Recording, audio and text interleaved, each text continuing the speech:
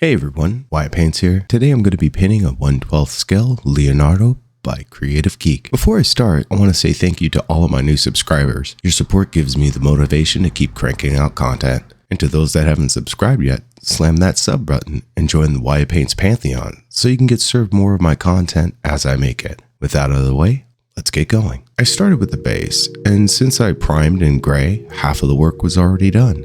So I skipped ahead to the shading step with Citadel Null and Oil. I focused this on the cracks at first, but then changed my mind and went for an all-over wash.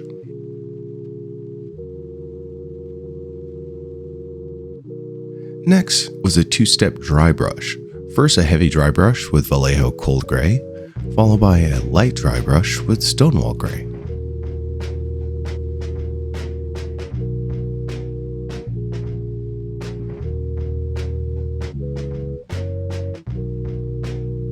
With that, the base was done. Next, I tackled the shell. I chose to base it in P3 Bootstrap Brown, as this shades well, and the texture of the shell will take a dry brush very well.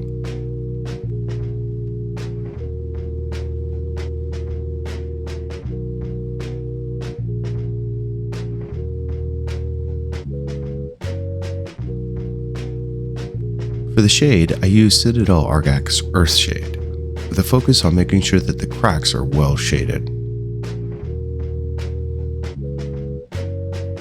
Finally, to finish the shell, I used a light dry brush of Vallejo Desert Yellow over several layers.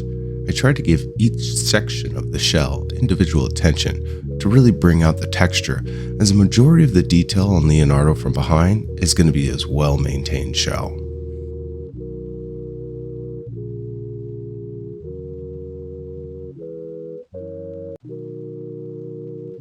Following this, I handled his pauldron. With that, I started with a quick coat of black to help with giving the Sycorax bronze better depth of color.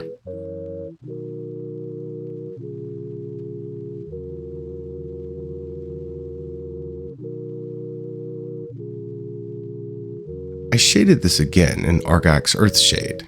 Using the same shade as the shell helps tie the different parts together without them being the same color. Finally, I dry brushed more bronze on top to bring back up the shininess. Unfortunately, I had a print error that ran across the face of this. I might come back and add battle damage to this area to hide it, but until I finish the other turtles, I don't want to make any choices on gear damage, so I chose to ignore it. For the skin, I know I wanted Leo to have a medium green tone as compared to his brothers to give a visual insight into his personality, so I based him in Gunship Green.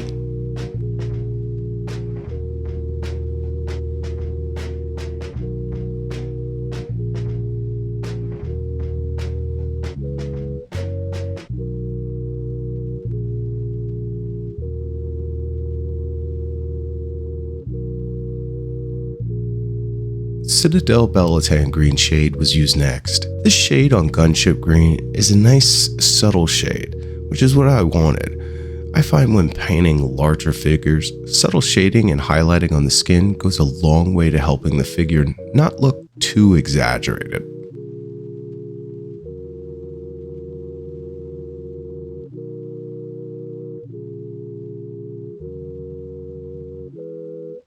I topped this off with a very light and gradual dry brush of Escorpina Green. Again, the focus was to keep the shifts nice and subtle.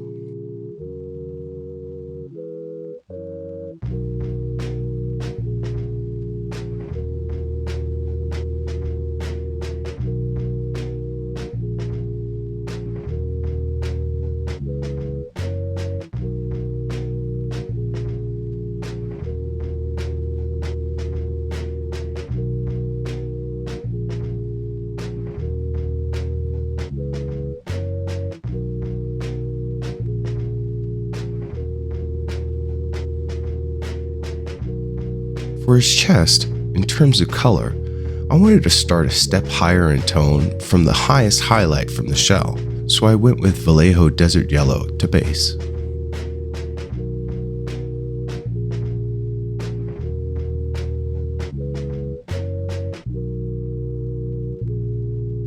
Since I used a yellow, I didn't want to overshade this, so I swapped out the earth shade for a Citadel Seraphim Sepia.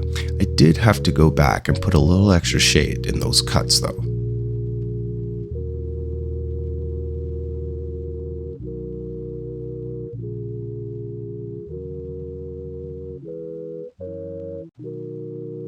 To highlight, I used P3 Menelath White Base. I gave particular attention to the edges and evening out the shade tones.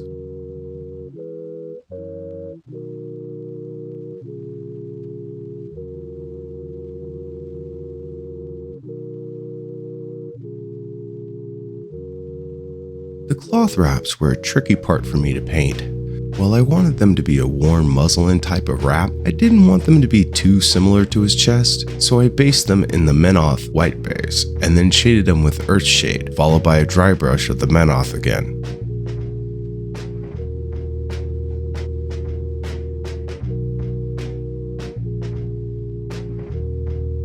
Looking back, maybe I should have chose a gray for this. It would have added more visual interest to the model, and I may do this for his brothers, or at least have each one in a slightly different wrap to give them a little bit more individuality.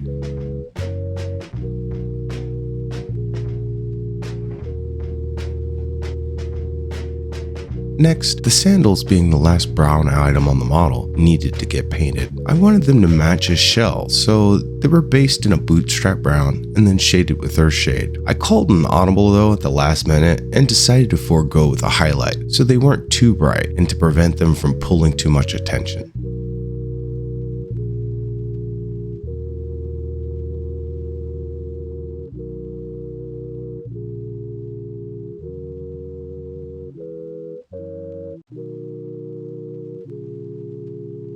The swords being bare metal got my typical treatment of a quick black coat followed by Army Painter shiny silver base. A bit of bootstrap brown here and there on the handle guards gave it a familiar shell look.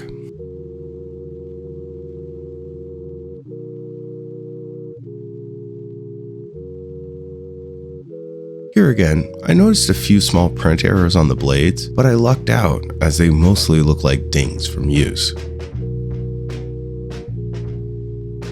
His third sword looked extra special to me and reminded me of my favorite One Piece character, Zoro, so I decided to make it an all-black scabbard with some bronze details. I painted the ties to match Leonardo's iconic blue.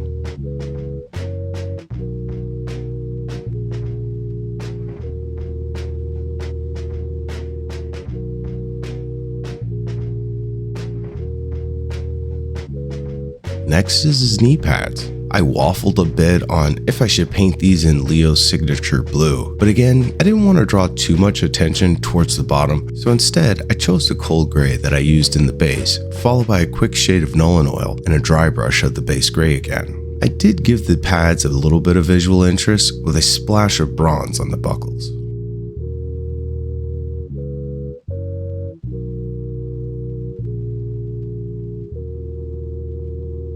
It's time to paint up his skirt and bandana in his classic color. For that, I use Vallejo Ultramarine Blue as it's my favorite shade.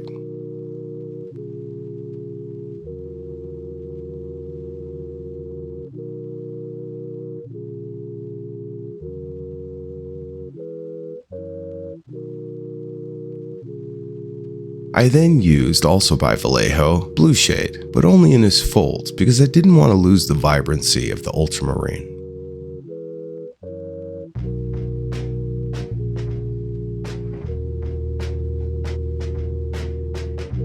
To highlight, I jumped right up to Vallejo Electric Blue in a very light detailed dry brush to really make this blue pop, because I wanted each of the turtle's signature colors to be the main focus of each turtle, and I gotta say, I think I nailed it. Closing in on the finish line for Leo, I just needed to paint his belt and a few odds and ends. One thing to avoid is using too many different colors on your model, as this will end up looking very busy and muddled. So for each of these parts, I stuck with colors already in use elsewhere. His rope belt got a coat of bootstrap brown and an Argax shade. His pouches got a splash of black and then a highlight of cold gray. His buckle was done again in cold gray, but then I put a coat of Army Painter Speed Paint hardened leather. This was followed with a dry brush of a 50-50 mix of the cold gray and ultramarine blue. This was also a good time to get those cloth ties on his sandals done.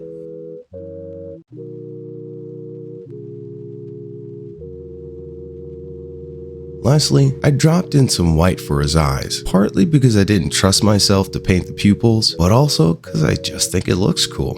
And with that, Leonardo's done. I hope everyone enjoyed this guide. I know I'm looking forward to doing his brothers, and if you'd like to support this sculptor, be sure to check out his Patreon called Creative Geek. He puts out quality models every month. Also, be sure to hit that subscribe button and like this video if you found it entertaining or helpful. It really helps a small channel like mine get going. And as always, thank you for watching, and I'll catch you next time.